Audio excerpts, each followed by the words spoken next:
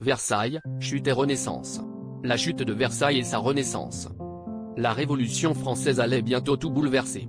Versailles, ce joyau du pouvoir absolu, devenait un symbole d'injustice et de luxe démesuré, face à un peuple affamé. France, en octobre 1789, des milliers de femmes marchèrent depuis Paris jusqu'à Versailles. Elles réclamaient du pain, mais aussi la fin des privilèges. La pression fut telle que Louis XVI et Marie-Antoinette furent contraints de quitter le château.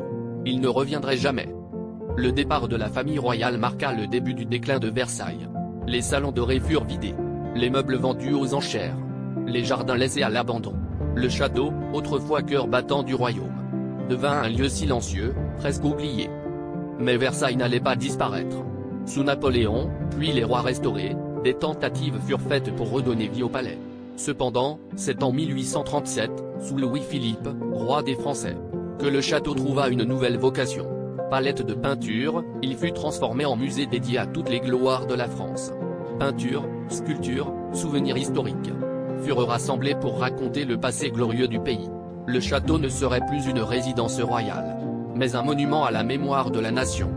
Tout au long du 19e et 20e siècle, des campagnes de restauration furent lancées. Grâce à des mécènes, des historiens, des architectes passionnés, Versailles retrouva peu à peu sa splendeur. Ampoule, aujourd'hui, Versailles n'est plus seulement un palais. C'est un témoignage vivant de l'histoire de France. Chaque pièce raconte une époque. Chaque détail évoque les fastes, les drames et les secrets du passé.